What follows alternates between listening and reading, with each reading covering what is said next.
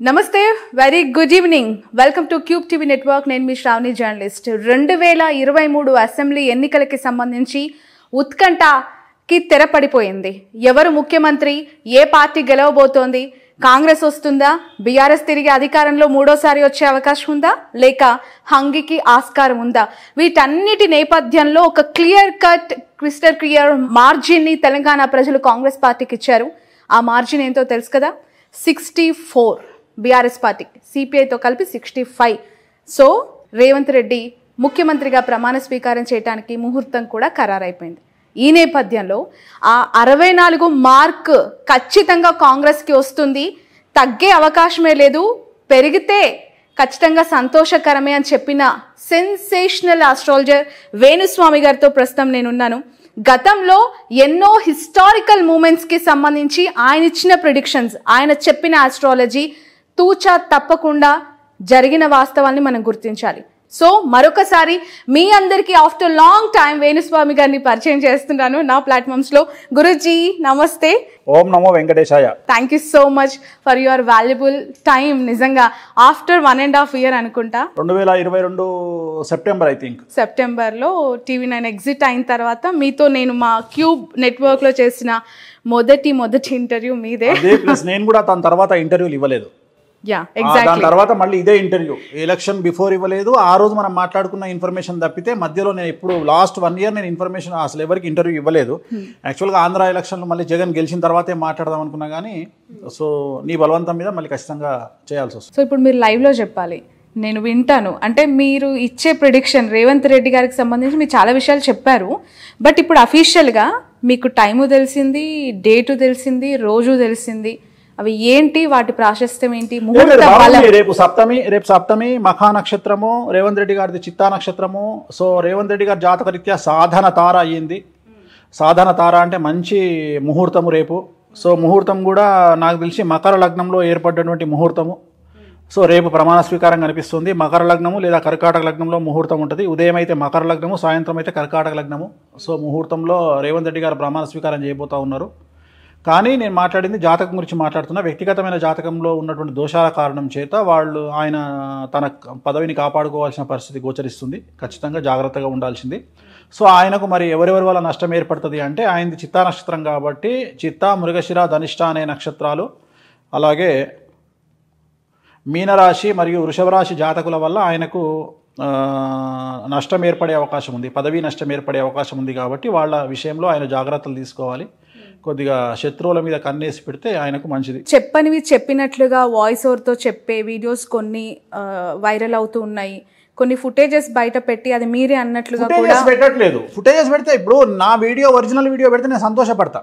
ఇప్పుడు ఉదాహరణ ఇండియా గెలుస్తుంది అని నేను చెప్పాను అనుకో, పెట్టండి, నేనే చెప్తా, దానికి ఆన్సర్ చెప్తా, నేను సారీ చెప్తా, నేను తప్పు చెప్పినాను ఒప్పుకుంటా, మేబీ ఏదైనా జరగవచ్చు. కానీ అట్లా కాకుండా జస్ట్ వేణుస్వామి బొమ్మ పెడతారు, పెట్టి ఇండియా గెలుస్తుంది అని చెప్పిన వేణుస్వామి అనగానే. విచిత్రమైన విషయం ఏంటంటే, చదువుకున్న మేధావులు జర్నలిస్టులు, మొన్న ఒక జర్నలిస్టు పేరు చెప్పను, నా మీద 20 నిమిషాల వీడియో చేసి పెట్టేశాడు టీవీలో, ఆయన యూట్యూబ్ ఛానల్లో. నేను చూస్తే వేణుస్వామిని ట్రోలింగ్ చేస్తున్న జనాలను వీడియో పెడితే నేను డైరెక్ట్గా ఆయనకు ఫోన్ చేసి, ఏమండి నా వీడియో పెట్టారు కదా మీరు, నా గురించి నన్ను తిడుతూ పెట్టారు కదా, దయచేసి ఏం లేదు, ఆ వీడియో నేను ఇండియా గెలుస్తుంది ఈ వరల్డ్ కప్లో ఫైనల్లో అని చెప్పిన వీడియో నాకు పంపిస్తే నేను క్షమాపణ చెప్దాం అనుకుంటున్నా మీ ఛానల్ ద్వారా అని చెప్పిన. అనగానే అదేంటి స్వామి మీరు చెప్పలేదా అన్నాడు. మరి ఆ విషయం కూడా చెక్ చేసుకోకుండా మీరు నా గురించి వీడియో ఎట్లా పెడతారండి మీరు, అసలు చాలా ఆశ్చర్యకరంగా ఉంది అని చెప్పి నేను అడిగిన. అట్లనే ఒక యాంకరు, నాకు బాగా పరిచయం ఉన్న యాంకరు, భర్తతో సుమారు 3 సార్లు డివోర్స్ తీసుకొని మళ్ళీ అదే భర్తతో కలిసి ఉంటున్న యాంకరు ఒక ఇంటర్వ్యూలో కూర్చొని, వేణుస్వామి గారు ఇలా జరిగిందండి, ఇలా వేణుస్వామి గారు చెప్పారు ఇండియా గెలుస్తుందని, కానీ ఓడిపోయింది ఇండియా, ఎంత దారుణం అండి అని మీకు ప్రశ్న అడిగితే, అవతల సీనియర్ జర్నలిస్ట్ అనేటువంటి పేరు వేసుకున్న ఆయన ఎవరో నేను ఇంతవరకు చూడలే, జర్నలిస్ట్ ఆయన యూట్యూబ్ ఛానల్లో, ఆయన దాని గురించి ఖండన. సో అసలు నేను ఎక్కడ చెప్పినా ఏంది బేసిక్ నాలెడ్జ్ ఏంటంటే, మనం ఒక మనిషిని విమర్శించేటప్పుడు ఆయన చెప్పాడు ఆ వేణుస్వామి, ఆ వీడియో ఏంది తీసుకురండి, పలానా దగ్గర వీడియో ఉంటుంది తీసుకురండి అడగాల.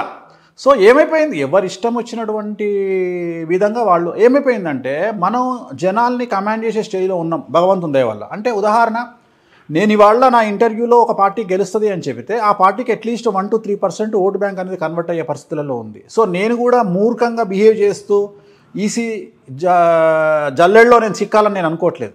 ఎగ్జాక్ట్లీ. సో నేను ఇప్పుడు ప్రపంచం గురించి జ్యోతిష్యము జాతకం చెప్పే వేణుస్వామి జాతకం వేణుస్వామికి తెలుసుగా. సో ఎక్కడ వేణుస్వామి రిజర్వ్గా ఉండాలి, ఎక్కువ బరస్ట్ కావాలి అనే విషయం వేణుస్వామికి తెలుసు కదా. నేను ఎందుకు తొందరపడతా? ఇప్పుడు ఉదాహరణ ఇవాళ ఏమవుతుందంటే నేను ఈసీ ట్రాప్లో పడిపోతా. నేను ఎలక్షన్కు 1 month బిఫోర్ నేను పెట్టి తెలంగాణలో ఈ పార్టీ గెలుస్తుంది, ఆంధ్రాలో ఈ పార్టీ గెలుస్తుంది అని నేను చెప్పితే ఇదే కారణమా మీరు 64 సీట్లు వస్తాయని చెప్పకపోవడం? నాకు చెప్పారు. నీకు కాకుండా సుమారు 1,00,000 మందికి చెప్పుంటా, ఇది నోటి ద్వారా. బట్ ఎక్కడ నేను వీడియోలో చెప్పాల. కాంగ్రెస్ గెలుస్తుంది అని మాత్రమే చెప్పాను తప్ప ఎక్కడ కూడా నేను రేవంత్ రెడ్డి సీఎం అవుతాడని చెప్పిన తప్ప సీట్లు నేను చెప్పాలి. నేను ఏమన్నా నీతోని పదే వాయిస్తే ఫస్ట్ డే నుండి నీతో వాదించిన 64 అనేది మ్యాజిక్ ఫిగర్. మినిమం పెరిగితే పెరగచ్చు. ఇదే మనం మాట్లాడుకున్నాం. బట్ నేను ఓడిపోయాను గురూజీ.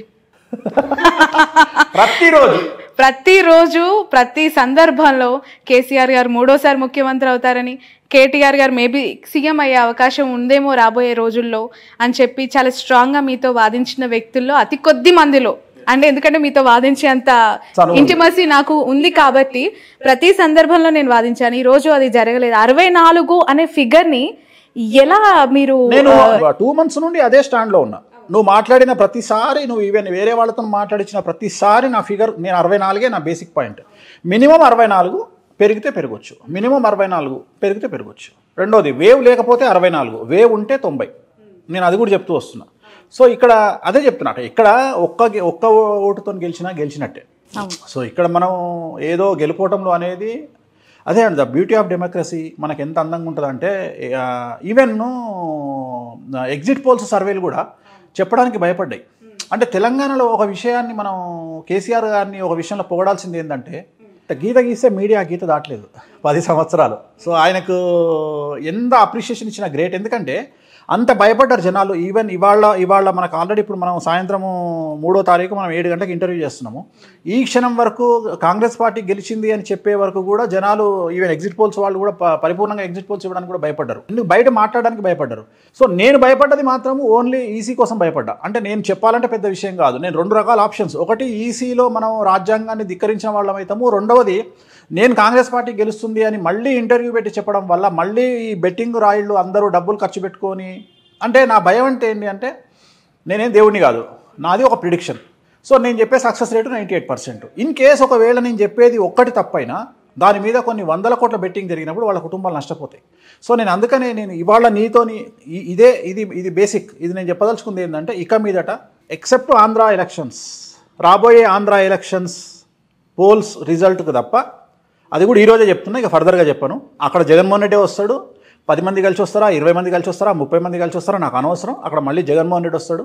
రెండోది, తెలంగాణ కాబోయే ముఖ్యమంత్రి రేవంత్ రెడ్డి, ఆంధ్ర ముఖ్యమంత్రి జగన్మోహన్ రెడ్డి, ఇద్దరి జాతకాలు కూడా సేమ్ బుధ మహర్దశ నడుస్తుంది. ఇద్దరు జైలుకు పోయి వచ్చిర్రు. నేను చెప్పనే మాకు కన్ఫ్యూట్ చేయని, ఇద్దరు జైలుకు పోయి వచ్చిర్రు. సో ఇక్కడ గుర్తుంచుకోవాల్సింది, చెంచల్ కూడా జైలు 2 ముఖ్యమంత్రులు ఇచ్చింది 2 రాష్ట్రాలకు. సో ఈ 2 ముఖ్యమంత్రులు కూడా ఖచ్చితంగా నాకున్నటువంటి అవగాహన ప్రకారం కంటిన్యూగా వీళ్ళు కరెక్ట్గా పనిచేస్తే ఇన్ ద సెన్స్ జాతకాలని బేరీజ్ వేసుకుంటూ ముందుకు వెళ్ళినట్లయితే ఇద్దరు కూడా 3 టర్ములు రూలింగ్ చేసే అవకాశం ఉంది. అంటే 15 సంవత్సరాలు. జగన్మోహన్ రెడ్డి ఆల్రెడీ వచ్చి 4.5 ఏళ్ళు అయింది. సో ఇక్కడ ఎట్లాగూ రేవంత్ రెడ్డి గారు ముఖ్యమంత్రి పీఠాన్ని అధిరోహించబోతా ఉన్నారు. అది వృషభ లగ్నం అవ్వచ్చు, కర్కాటక లగ్నం అవ్వచ్చు, మిథున లగ్నం అవ్వచ్చు. 3 లగ్నాలలో సూటబుల్ లగ్నం వారికి 3 లగ్నాలలో ఏదో ఒక లగ్నం ఉంటుంది కాబట్టి ఆ లగ్నాన్ని బేస్ చేసుకొని 4వ తారీఖు కానీ 9వ తారీఖు కానీ వారి ప్రమాణ స్వీకారం ఉండే అవకాశం ఉంటుంది. సో ఇది కన్ఫాము. ప్రాంతీయ పార్టీలు అయితే స్థాపించిన వ్యక్తి లేదంటే వాళ్ళ వారసులను బట్టి, పేర్లను బట్టి బలాలను చూస్తానంటున్నారు. ఇప్పుడు నేషనల్ పార్టీస్ విషయానికి వస్తే 2, ఒకటి బీజేపీ, ఒకటి కాంగ్రెస్. సో వాటి విషయంలో ఇప్పుడు మీరు రాష్ట్రంలో కాంగ్రెస్ వస్తుంది, 64 ఒక్కటికి తక్కువ రాదు. బాగా జ్యోతిష్యం అలవాటైందా మనకి కూడా? మీతో ఉంటే నేను ఇంకా నేర్చుకుంటాను. అడిగే ప్రశ్న స్టార్ట్ చేయకముందే నాకు అర్థమైపోతుంది నువ్వు ఎంత పర్ఫెక్ట్గా అడగబోతున్నావు ప్రశ్న. సో ఇప్పుడు అక్కడ సెంట్రల్ లీడర్ ఉంటాడు, స్టేట్ లీడర్తో సంబంధం లేదు, కాంగ్రెస్ పార్టీ స్థాపించిన వ్యక్తి వేరే కదా అంటావు. అంతే కదా మరి. ఎగ్జాక్ట్గా. కానీ మేము కూడా అందుకనే పార్టీని తీసుకుంటాం, స్టేట్ లీడర్ని తీసుకుంటాం, పీసీసీ ప్రెసిడెంట్ని తీసుకుంటాం. ఇప్పుడు కాంగ్రెస్ పార్టీ అనేది స్థాపితమయ్యేటువంటి కాంగ్రెస్ పార్టీ నామనక్షత్రం ఏంది అంటే మిథున రాశి, రేవంత్ రెడ్డి చిత్తా నక్షత్రం తులారాశి. ఈ కాంబినేషన్ తీసుకుంటాం.